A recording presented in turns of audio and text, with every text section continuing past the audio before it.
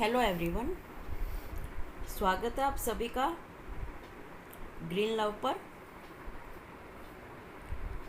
दोस्तों, आज मैं कुछ ज़रूरी बेसिक बातें डिस्कस करूंगी आपसे, जो अगर आपके पास किचन गार्डन है या दो चार प्लांट भी हैं तो उनके लिए बहुत ही ज़रूरी हैं, क्योंकि इनमें तीन ये चीज़ें ज़रूरी हैं और तीनों में से अगर एक भी चीज़ थोड़ा बहुत ऊपर नीचे हो जाती है तो फिर प्लांट मर भी सकता है।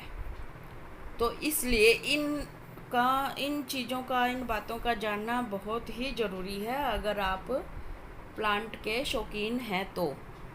और आजकल कुछ चेंजेस भी आए हैं एटमॉस्फेयर को क्लीन करने के लिए।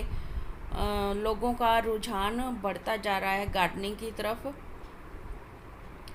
तो बहुत ही ज़रूरी हो गया है कि अगर आप प्लांट लगाते हैं कोई भी, तो इन बातों का जानना बहुत ज़रूरी है।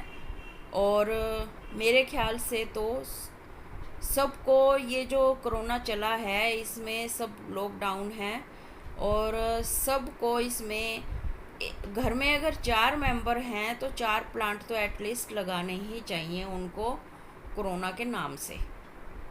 तो जैसा आपको अब एटमॉस्फेयर क्लीन दिखाई दे रहा है, ऊपर देखो तो आपको आसमान नीला दिखाई देता है, तो आपकी एक पहल होगी कि आपने इसमें योगदान दिया है क्लीन बनाए रखने में। क्योंकि जितनी ज़्यादा ग्रीनरी होगी तो जो पोल्यूशन होता है वो कम होगा। अगर ग्रीनरी नहीं होगी तो पोल्यूशन बहुत ज़्यादा होगा, तो उसका डायरेक्ट इनडायरेक्ट इफ़ेक्ट हमारे ऊपर ही पड़ता है। तो इधर उधर की बातें न करते हुए हम डिस्कस करेंगे ये 3 ज़रूरी जो फैक्ट हैं प्लांट्स के गार्डनिंग के बारे में, इनके बारे में डिस्कस करेंगे। प्लांट्स के लिए सबसे पहले तो चाहिए होती है मिट्टी, और मिट्टी कैसी होनी चाहिए प्लांट के लिए वो मैं आपसे डिस्कस करूँगी। क्योंकि प्लांट कई टाइप के होते हैं, सकुलेंट फैमिली के भी होते हैं, फ्रूट्स के होते हैं, वेजिटेबल्स के होते हैं, फ्लावरिंग प्लांट्स होते हैं, ऑर्नामेंटल प्लांट होते हैं। इन सब के लिए वेल ड्रेन सॉइल का होना बहुत ज़रूरी है, क्योंकि अगर सॉइल वेल ड्रेन नहीं होगी तो पानी रुक कर आपकी जो रूट्स हैं पौधों की उनको गला सकता है और पौधा मरना शुरू हो जाएगा और आपको पता भी नहीं चलेगा कि मेरा रीज़न क्या था प्लांट ख़त्म होने का। देखिए, अगर आपके पास किचन गार्डन है तो ये गलतियां होती रहती हैं जाने अनजाने में, इसका आपने ध्यान रखना है। सेकंड फैक्टर आता है सनलाइट का।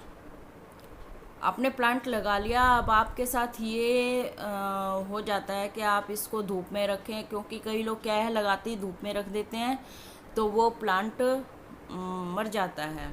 फिर कहते हैं कि हमारा प्लांट मर गया नर्सरी से लाते ही लगाते ही। तो इस बात का ध्यान रखना है, जब भी आप कोई बड़ा प्लांट या छोटा प्लांट या सैपलिंग या सीडलिंग कुछ भी करते हैं तो उसको सेमी शेड में रखें सीडलिंग को छोड़कर, क्योंकि सैपलिंग्स बनेंगी उनकी तो वो जब बड़े हो जाएंगे रिपोर्ट करने लायक, तब आप उनको अलग पॉट में शिफ्ट करोगे तो भी आपने 4-5 दिन के लिए उनको सेमी शेड में ही रखना है।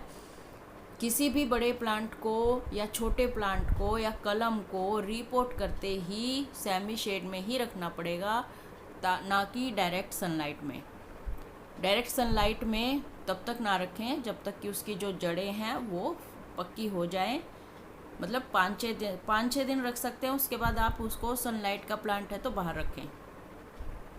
अगर सेंसिटिव प्लांट है जैसे कोलियस है, मनी प्लांट है, गोल्डन पोथोज है, कई ऐसे प्लांट हैं उनको सेमी शेड में ही रखें, और जिनको 5-6 घंटे की ही सनलाइट बहुत होती है।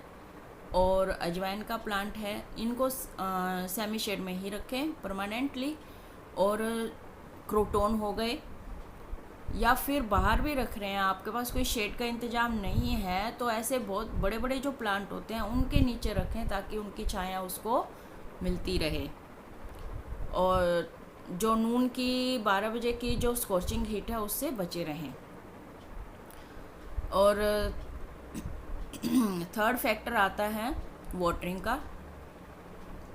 जब भी आप कोई प्लांट रिपोर्ट करते हैं तो उसको अच्छे से पानी दें ताकि नीचे तक पहुंच जाए पानी। और किसी भी प्लांट को रिपोर्ट करते हैं या कुछ भी करते हैं तो जो पोट की ड्रेनेज होल है उसको चेक करके ही प्लांट लगाएं।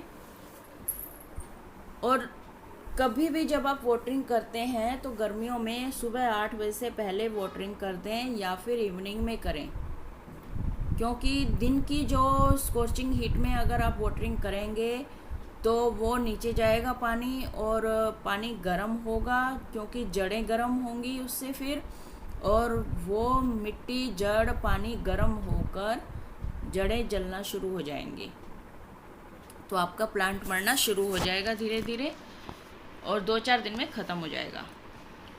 इसलिए जिस प्लांट को जितने पानी की ज़रूरत है, जैसे कुछ ऐसे प्लांट होते हैं जिनको पानी की बहुत कम ज़रूरत होती है, जैसे एडेनियम है, उसको डेली पानी की ज़रूरत नहीं होती, धूप में भी रखा होता है फिर भी पानी की ज़रूरत नहीं होती, उसको आप पानी कम ही दें तो अच्छा है।